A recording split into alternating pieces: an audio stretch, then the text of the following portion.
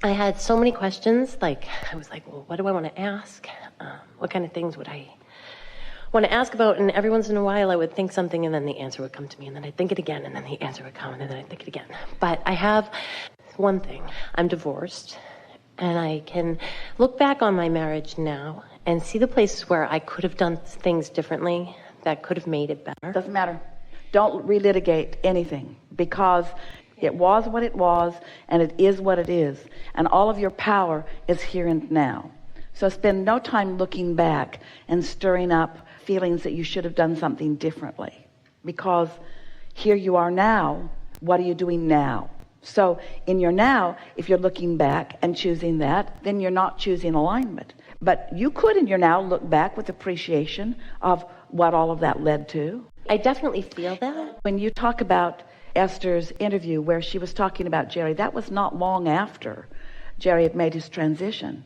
And so when Esther thinks about that now, all she feels is exhilaration about how much fun they had, and exhilaration about how much fun they're having. And so in her now, there is not the discord that she was feeling at the time that it was happening. And so anytime that you look back and reactivate something that you were feeling before, over which you have no power now, it is really the greatest waste of life that could be. Yes. What about the feeling on divorce? So, Abraham, give me some context for divorce, because there's so many conflicting ideas about it in our, and I can have my own opinions, but then I feel like I would just like to know Source's view on divorce. We're for it. I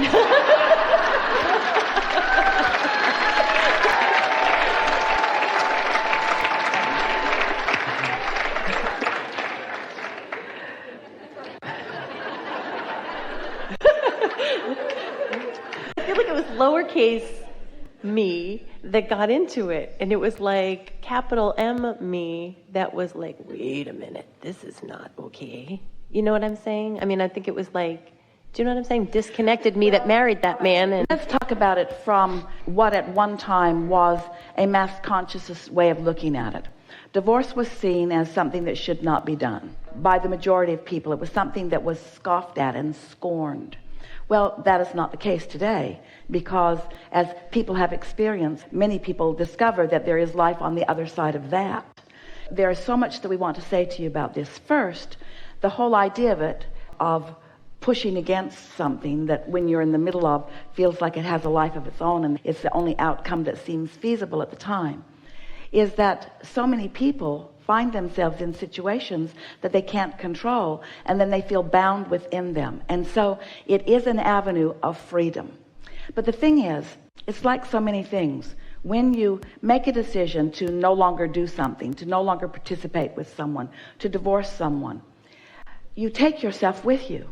And so as most people move forward, even though they are moving into the possibility of things feeling better, because there are fewer conditions that they are pushing against that are preventing them from connection with Source, instead of going with that free feeling into a place of feeling better, they feel, because society still feels to them like it is judging them, they want to justify why they left. And in their determination to justify why they left, they hold themselves in a vibration that does not allow them to come into alignment with Source energy. There is no action that you are offering like that, that Source is not deeming it right or wrong that you stay or go. But when you use anything to push against yourself, that is what the greatest destruction or damage to yourself is, you see. Yes.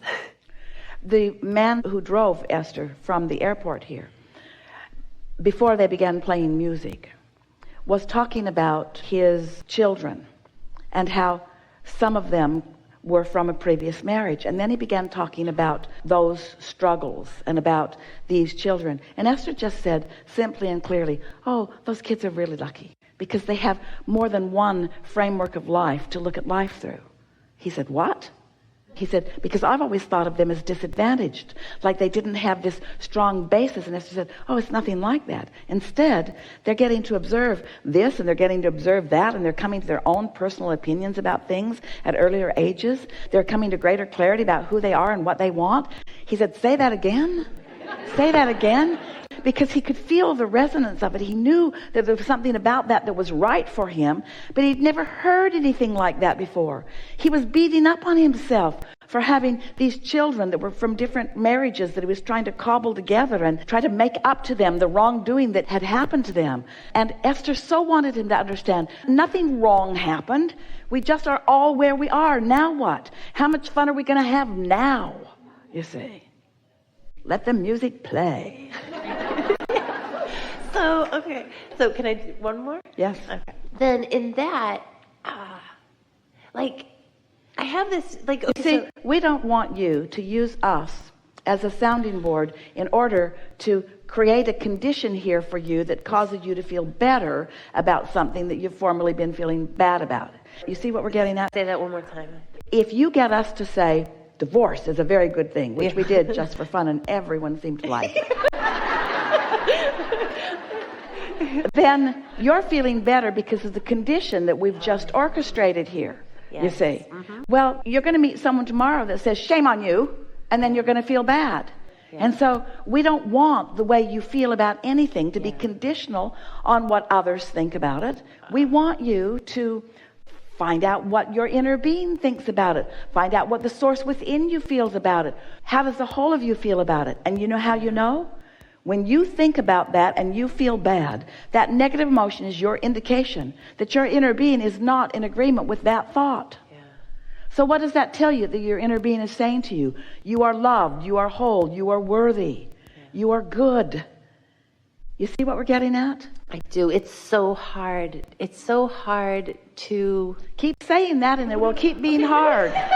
It is not hard. It is not hard. I know. I'm like in this place, right? Like where I'm in this position. I hear you. I'm in this position where what is going? No. Blah, blah, blah. Can I tell you this one funny thing? I'm going to tell you this one funny thing. KK this morning and I were talking. She was talking about how she allows things to happen, and I was saying, yeah, I feel like I get there and I can allow it to happen and go, oh, but what if this thing happens to that person because I wanted this? And then you picked her, and I was right next to her, and you said, stand if you think it's you, and I'm like, no, it should be her. I should let her have it.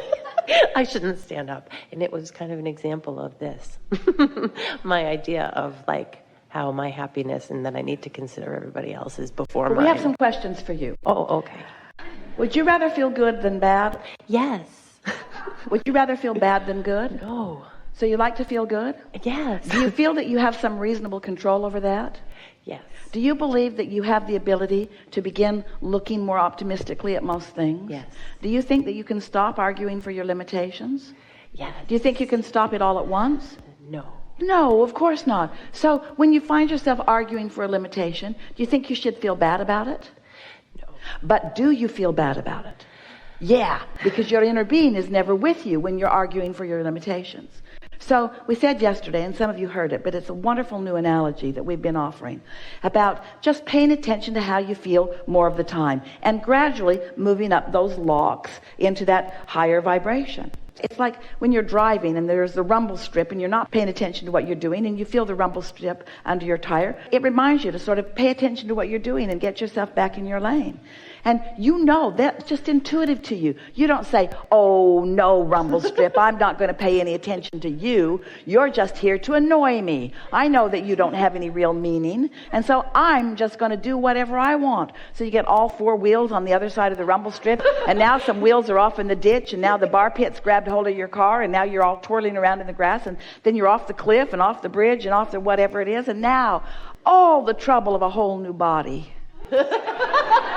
That is so time-consuming. It's so time-consuming. And so when you look at your gas gauge and you see that you're approaching empty, you're in the red zone, do you just get a happy face sticker out of your purse and just stick it on there? I don't want to see that. Or do you go put some fuel in your vehicle? And so what we're saying to you is when you are aware that these limitations that you're arguing for don't feel good, then cut it out. So my concern for the well-being of others is... Say again? My concern for the well-being of others is... Well, here's the thing. Every one of them has an inner being shining on them. Every one of them is hearing or is being offered the message, the ceiling vent is about to fall on your head. Every one of them has guidance and well-being and upliftment, and even if you want to call it protection. Yeah. Every one of you has well-being that is flowing to you. And your warnings just pinch you off from your ability to receive that, and your warnings to others pinch them off from their ability to receive it. You see, it's so misguided. You want to warn everybody about everything, and in the warning, all you do is pinch yourself off from any real help that is there. We know we have convinced you. Now we want to say to you, just take it easy. Just one step at a time. Just be nicer to yourself about more things. Just pay attention to the way you feel. Just notice that the better you feel, the better things go. Notice that there are trends that are happening in your life experience.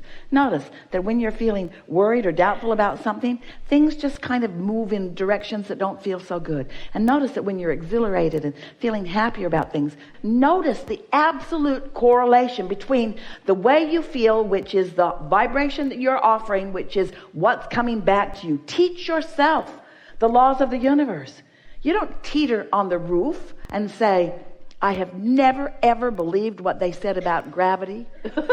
I'm going to prove them wrong. You're not going to prove them wrong. You're going to step out and you're going to prove that gravity is real. And law of attraction is too, you see. Esther begged us in the beginning, please, please, I'm nice. Let me be the one exception in all of the universe to the law of attraction. Let me feel bad about this and let it turn out good. If I can just let go of that and know that their inner beings are looking out for them, it's okay to just go ahead and ask for the things that I want. If you care about them, that's exactly what you'll do. Because when you hold someone as your object of attention and you're worried, you create a current that if they're anywhere in the vicinity of it, they're going to pick up on it. Yeah. Misery loves company, and worry loves company. In other words, it's like you live on these vibrational discs, and you're on the Henri disc, and you say, look at all these Henri people on the Henri disc with me. And we say, yeah. Yeah. You rendezvoused with them. You met them there, you see. We're not saying that you can't justify it and acknowledge that you're there with good reason. We're just saying that when you're there, you have to understand why you get what you get.